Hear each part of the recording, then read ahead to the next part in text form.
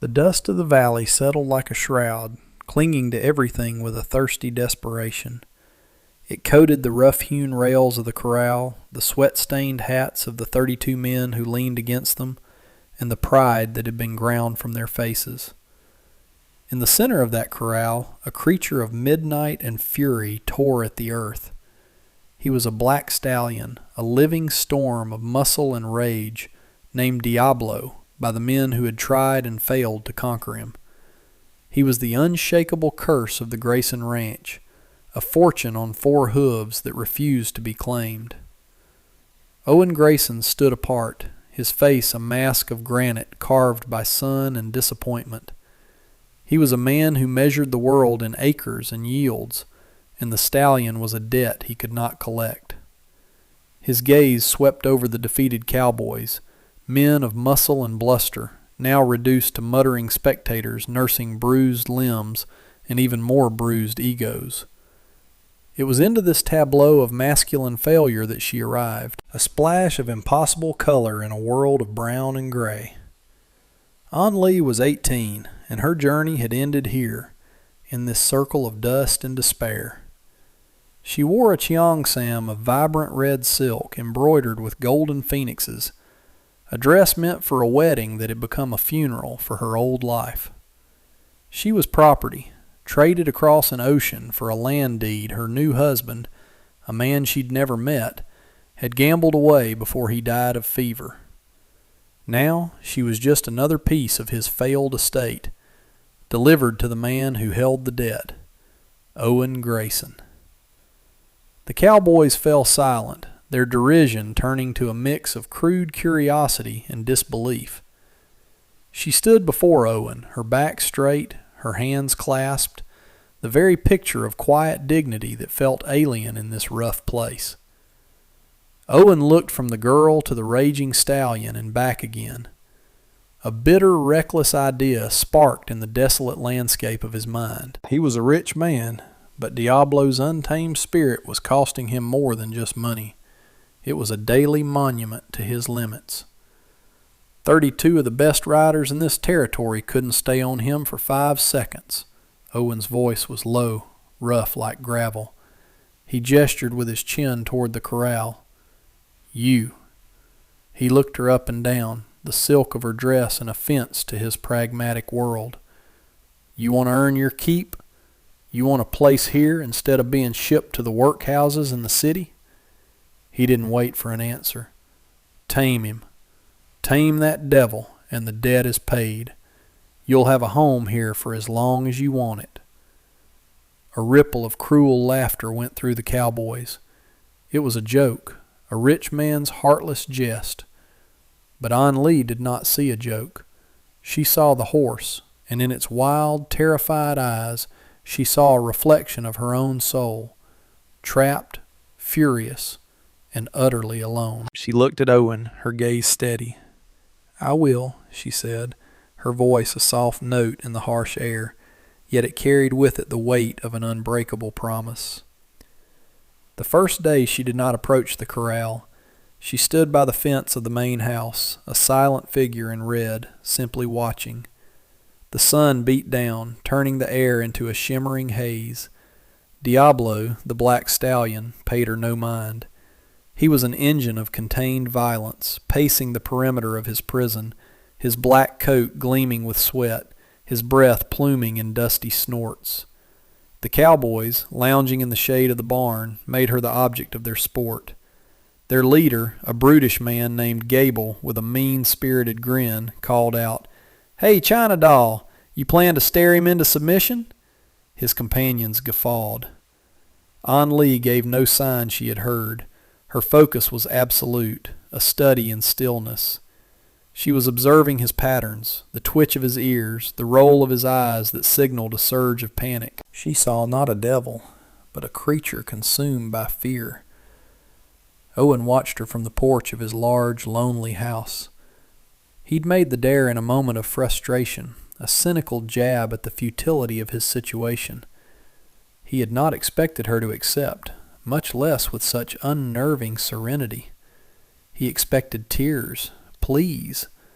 He did not know what to make of this quiet, determined girl who looked at his untamable beast as if she were looking at an equal. By the second day she moved closer.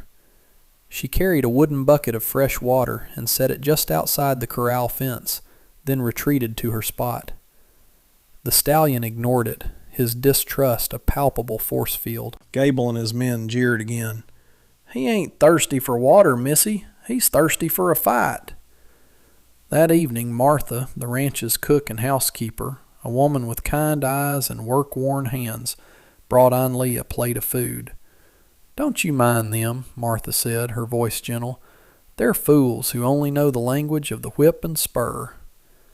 Anli offered a small, grateful bow of her head. "He is not a devil," she said softly, her gaze fixed on the corral where the stallion now stood as a dark silhouette against the deepening twilight. "He is afraid." Martha looked from the girl to the horse. "Maybe so, but fear can be just as dangerous as hate, child." On the third morning, Anli entered the outer enclosure, a larger pasture that connected to the smaller, high-fenced corral. She did not carry a rope or a bridle. She simply walked to the center of the dusty expanse and sat down, the red silk of her dress pooling around her like a blossoming flower in a desert. She began to sing. It was not a loud song, but a low, ancient melody from her homeland, a lullaby of rivers and mountains, of peace and belonging. The sound, so alien to this place, drifted on the hot air. Inside his pen, the stallion stopped his frantic pacing. His head came up, ears swiveling, catching the strange, soothing notes. He snorted, but it was a sound of confusion, not aggression. For hours she sat and sang, her voice never wavering, a thread of calm in the chaotic energy of the ranch. The cowboys grew bored of their taunts, shaking their heads and returning to their duties. Only Owen remained, watching, an unreadable expression on his face. The dare had been a cruel whim, but what he was witnessing now was something else entirely. It was a language he did not understand, a patience he did not possess. He was watching a silent conversation between two prisoners, and for the first time he felt a flicker of something other than cynical detachment. Days bled into a week, then two. Anli's routine became a fixed part of the ranch's rhythm, as steady as the rising and setting of the sun. Each morning she would enter the large pasture, sit, and fill the air with her soft melodies. She brought him buckets of clean water and bundles of the sweetest hay she could find, leaving them just inside the gate of the main corral, never trying to get closer. The stallion, whom she had begun to call Hei Ying in her mind, Shadow, started to change.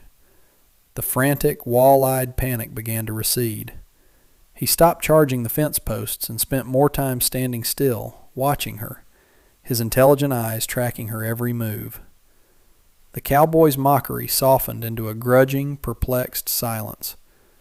What she was doing made no sense in their world of force and dominance. There was no breaking, no fight. It was a slow, quiet siege of patience. Gable, however, only grew more resentful. Her quiet persistence was a constant, silent rebuke to his own loud failure. "Witchcraft," he'd mutter to the others. "She's bewitching him." But the other men were starting to have their doubts. They saw the horse drinking the water she brought, eating the hay she left. They saw him stand closer to the fence on the side where she sat, listening to her song. One afternoon, a young, lanky ranch hand named Finn, who possessed a kinder nature than the others, approached her as she left the pasture.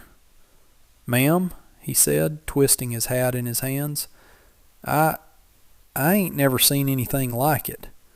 What you're doing." Anli paused, her gaze gentle. "I am showing him he is not a prisoner." Finn frowned. "But he is, in that corral." "His body is," she corrected softly, "not his spirit. I am speaking to his spirit." The boy nodded, not fully understanding, but respecting the conviction in her voice.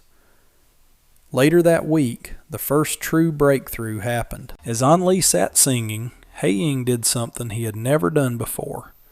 He walked calmly to the gate separating the small corral from the larger pasture she occupied, and rested his head over the top rail, his muzzle just feet from her. He made a low, nickering sound. Her song faltered for a half second, her heart leaping into her throat. She did not move. She simply continued to sing, her voice now filled with a fragile, soaring hope. Owen saw it all from his porch. He had been spending more and more of his time there, a glass of whiskey untouched on the table beside him. He saw the wild beast of his obsession offer a gesture of peace. He saw the girl, who should have been broken by her circumstances, refuse to break. A profound shift was occurring within him. This was no longer about a debt or a dare. It was about witnessing something extraordinary. That evening, as she walked back to the small room she'd been given off the kitchen, he was waiting for her. "He is responding to you," he stated, his voice stripped of its usual harshness. "He is lonely," she replied simply, "like me." The admission hung in the air between them, stark and vulnerable. It was the most personal thing she had ever said to him. Owen looked at her, truly looked at her, not as a piece of an estate or the subject of a foolish wager, but as a person. He saw the exhaustion shadowing her eyes, the resilience that held her upright. "You should be careful," he said, the words feeling inadequate. "Gable doesn't like seeing you succeed where he failed."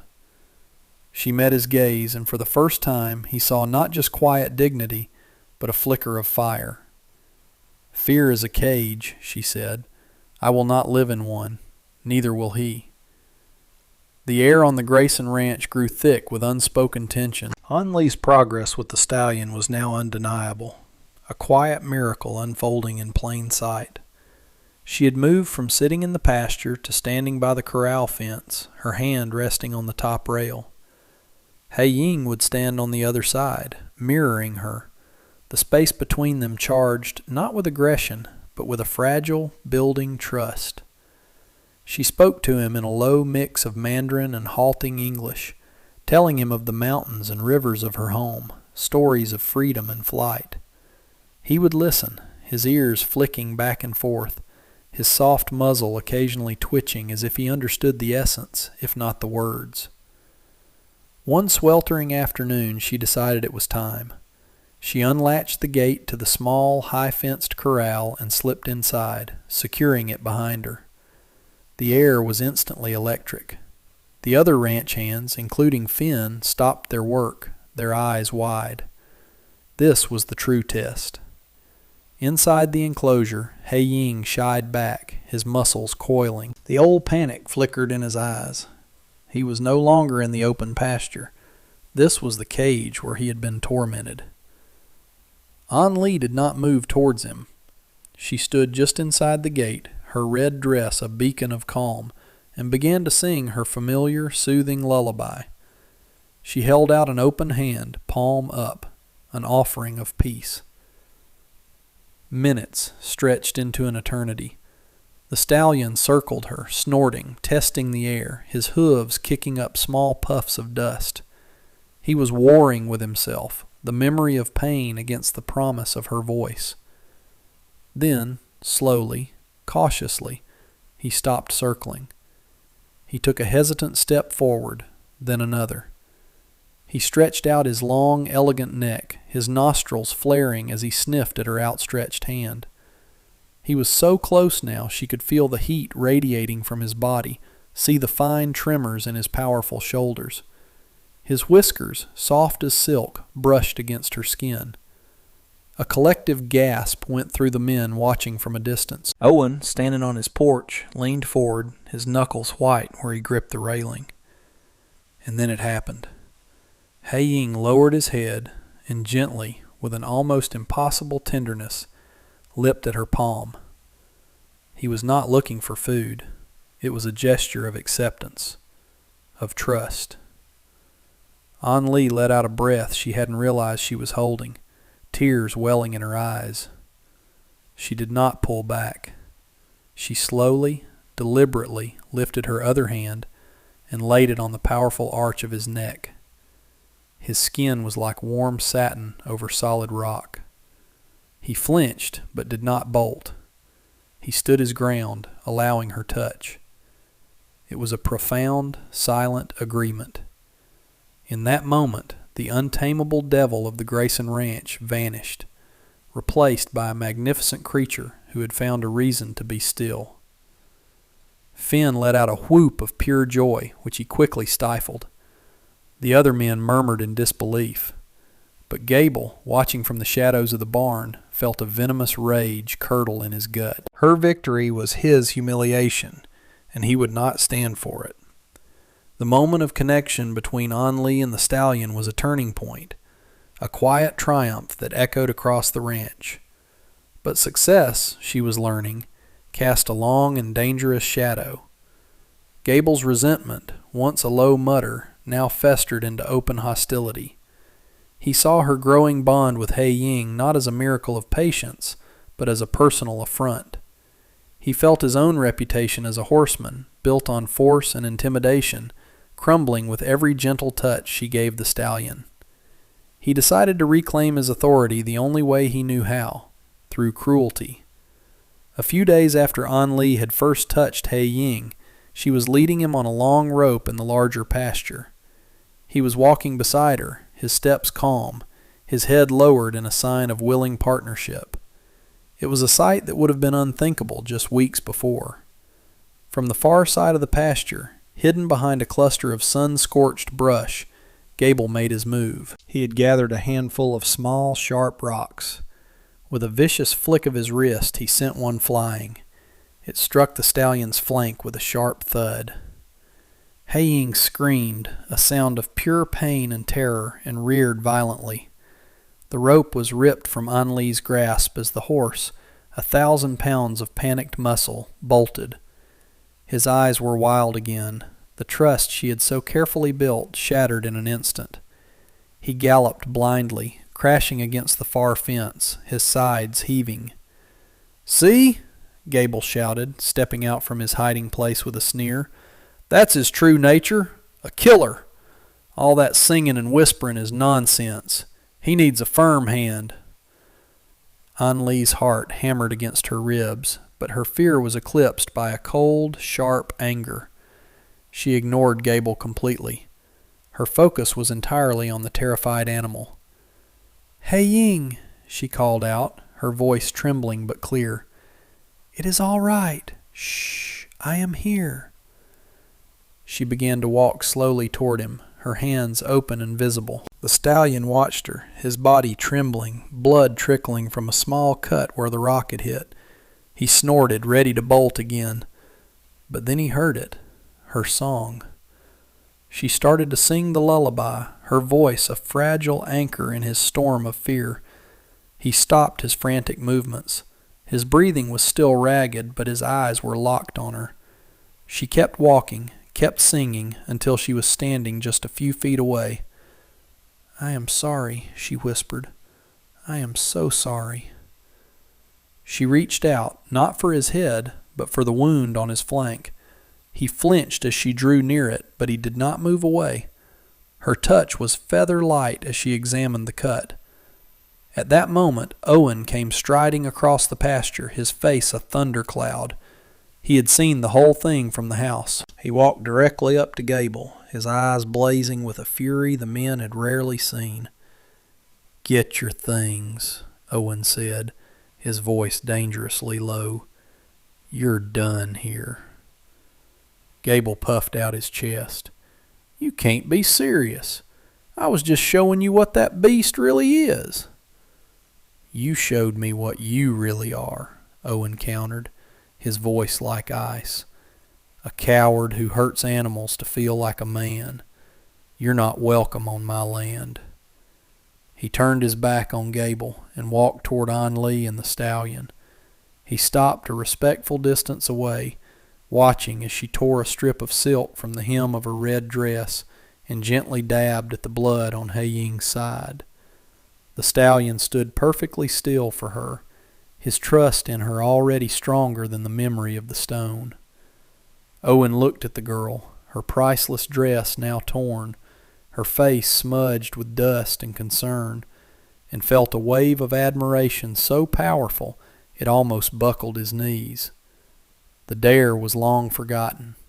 This was about justice. This was about protecting the incredible, fragile peace this young woman had managed to build in the heart of the storm. The expulsion of Gable did not entirely quell the simmering animosity on the ranch, but it drew a clear line in the sand. Owen Grayson had made his allegiance known. He stood with the Chinese girl and the wild horse. This act solidified Finn's loyalty and earned An Li a measure of grudging respect from the other hands. They might not understand her methods, but they understood their employer's authority. The incident, however, had left a scar, both on Hei Ying's flank and on An Li's confidence. She knew that the world was full of men like Gable, men who saw tenderness as a weakness to be exploited. She realized that to truly secure her and Hei Ying's freedom, their bond had to be proven in a way no one could dispute. The original dare had been to tame him. In the minds of these men, that meant only one thing: to ride him. The thought terrified her. She was not a rider. She was a scholar's daughter who had learned patience and empathy, not horsemanship. But looking at Hei Ying, who now followed her around the pasture like a loyal dog, she knew it had to be done. It was the final piece of their shared language, the ultimate act of trust. So she began. Using a simple rope halter she fashioned herself, she taught him to yield to gentle pressure. She leaned her weight against his side, letting him grow accustomed to the feeling. She laid a soft blanket across his back, singing to him the entire time, reassuring him with her voice and her touch. He accepted it all with a quiet grace that humbled her. He seemed to understand what she was asking of him, and he was willing to give it. Owen, seeing her intention, intervened. "You can't just climb on him," he said one morning, his tone concerned. "There's more to it than that. Let me show you." He brought out a simple, lightweight saddle, nothing like the heavy, imposing contraptions the cowboys used. For hours he worked with her, not with the horse, but with her. He showed her how to balance, how to move with the animal, how to communicate with subtle shifts in weight. It was a new intimacy between them, one of shared purpose. His large, calloused hands would gently guide her position, his voice a low murmur of instruction. "He trusts you," Owen said, looking at the stallion who stood by patiently. "But he's powerful. You have to trust him, too. You have to become one." Finally, the day came.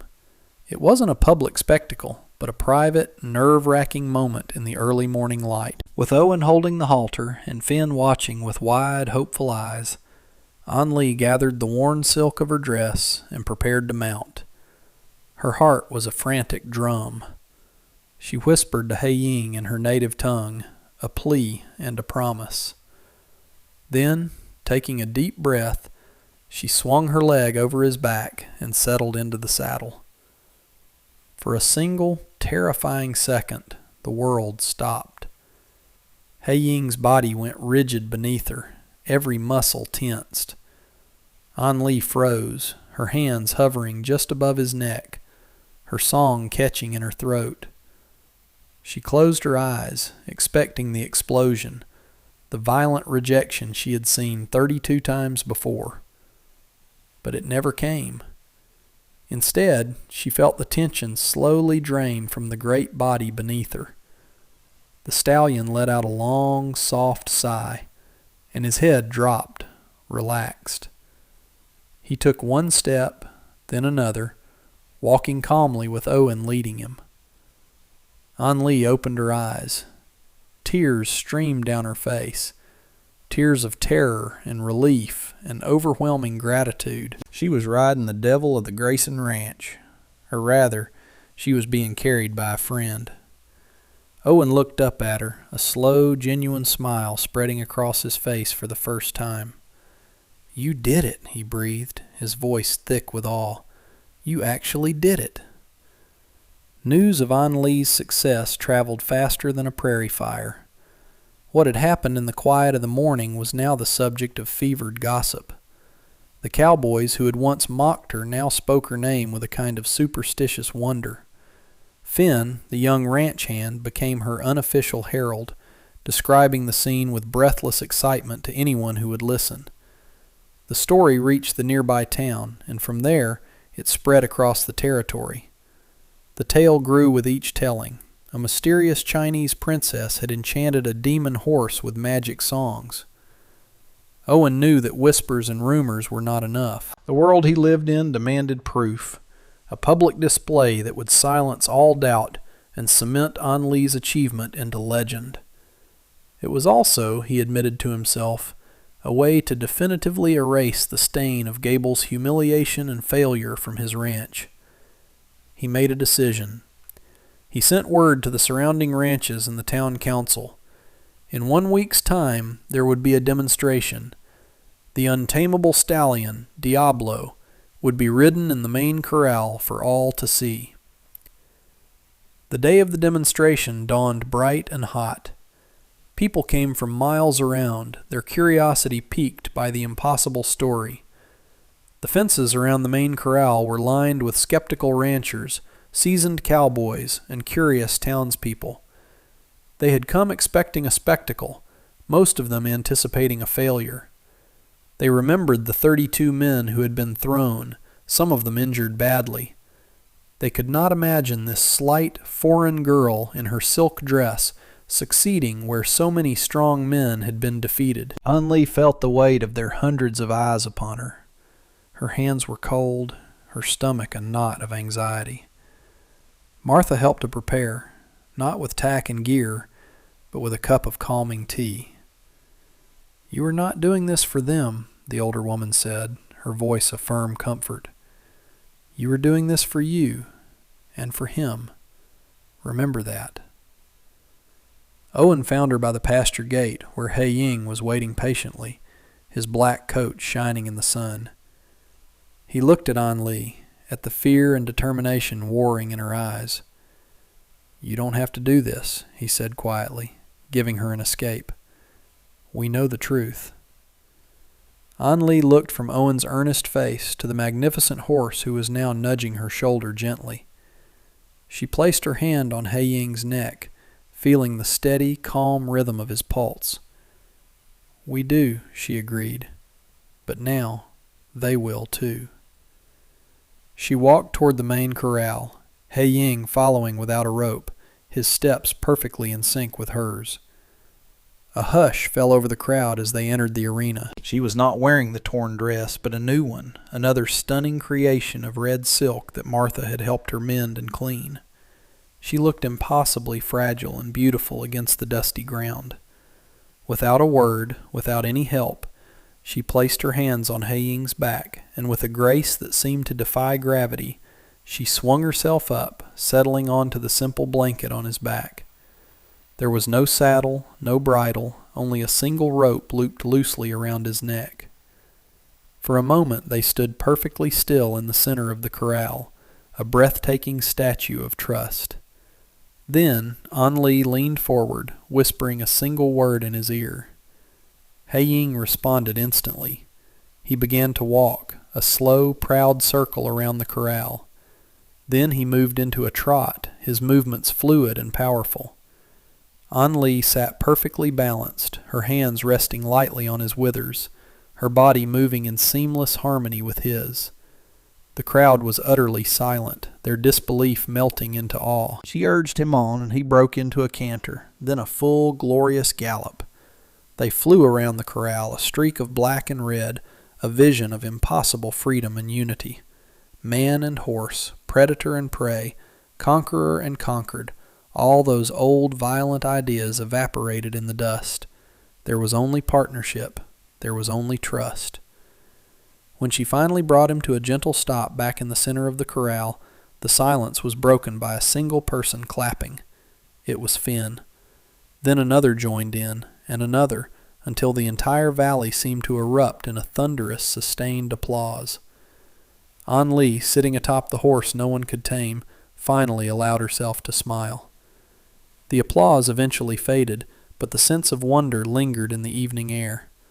The crowd dispersed slowly, the men speaking in low, respectful tones, their skepticism replaced by an admiration bordering on reverence. They had witnessed something that defied their understanding of the world. An Li slid from He Ying's back, her legs trembling slightly from adrenaline and emotion. The stallion immediately nudged her, a soft, questioning rumble in his chest, as if asking if she was all right. She wrapped her arms around his powerful neck, burying her face in his mane, inhaling the familiar scent of horse and dust and sun. She felt a profound sense of peace. The performance had not been for the crowd, but it had been necessary. It was a declaration. Owen approached them, his expression one of deep, unguarded emotion. He didn't speak at first, simply stood watching the two of them, a man witnessing the happy ending to a story he had started with a cruel joke. "You were magnificent," he finally said, his voice husky. "Both of you." He noticed a thin red line on her arm, a rope burn from where she had gripped the neck rope during a particularly sharp turn. "You're hurt."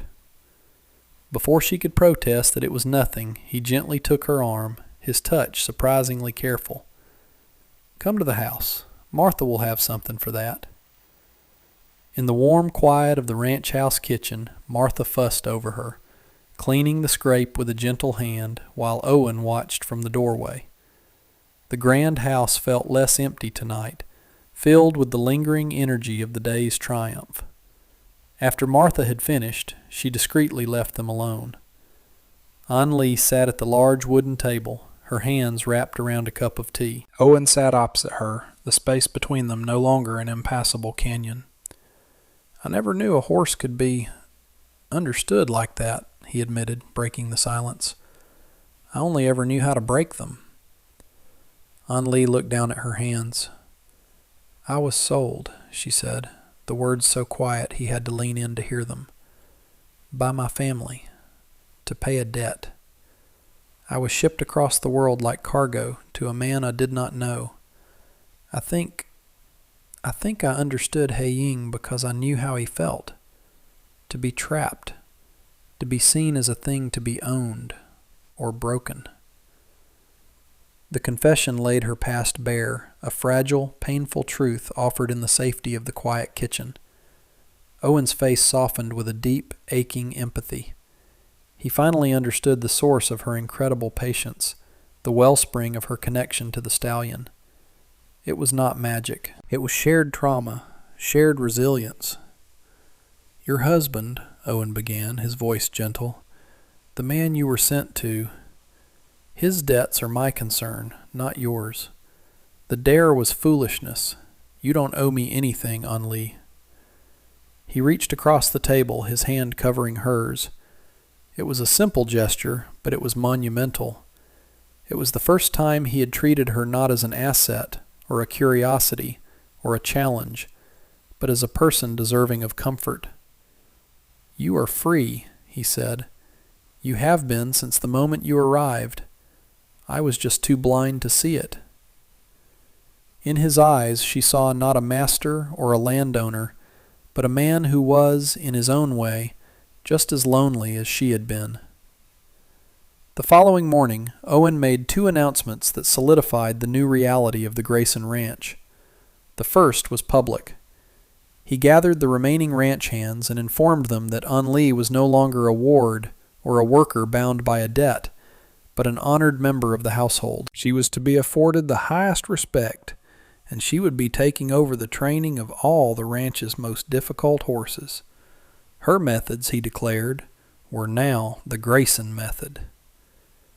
There were a few grumbles from the older, more traditional cowboys, but most, having witnessed her ride He Ying, nodded in agreement. They had seen proof, and in their world, proof was law. Finn beamed, his admiration for An Li now fully vindicated by his boss. The second announcement was private. He found An Li in the pasture, where she was braiding a small wildflower into He Ying's forelock. The stallion stood placidly, enjoying her attention.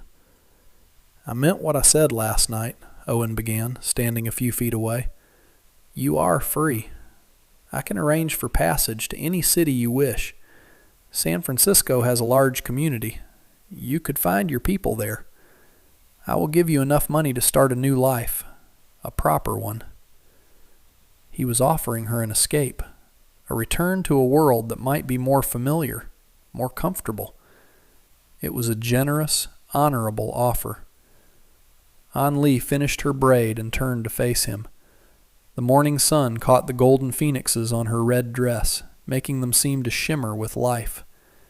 She looked out across the vast, rolling hills of the ranch, the endless blue sky, the land that had first seemed like a prison, but was now beginning to feel like something else entirely.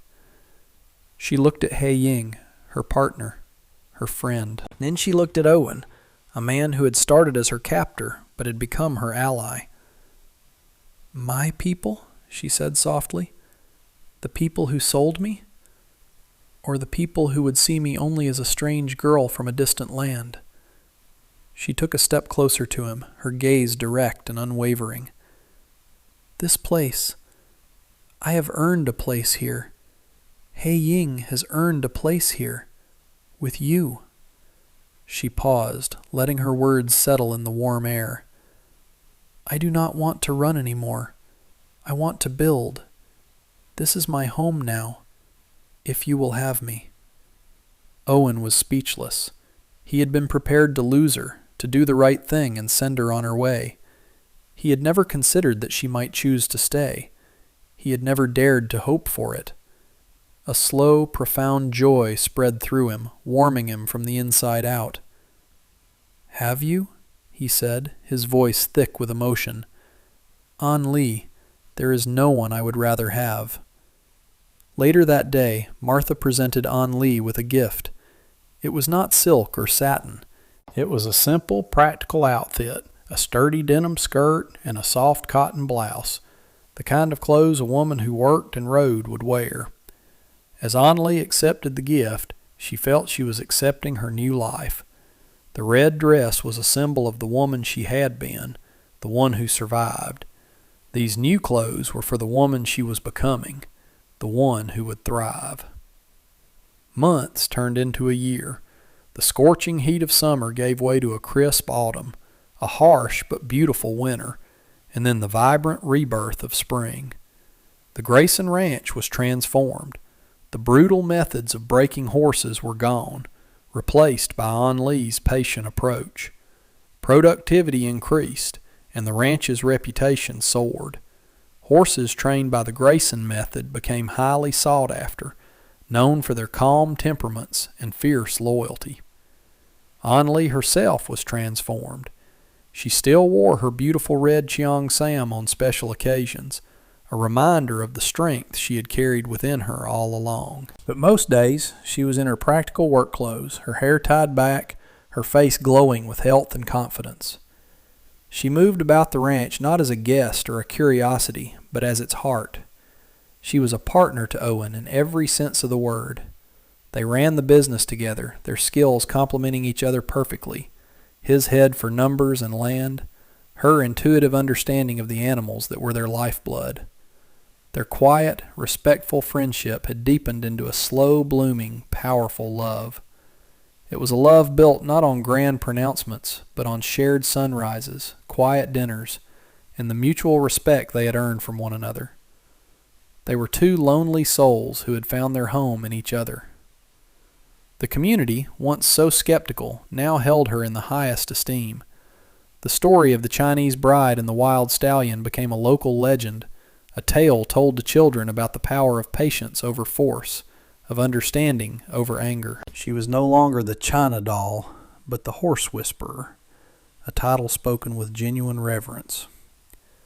Finn became her most devoted apprentice, eagerly absorbing her philosophy.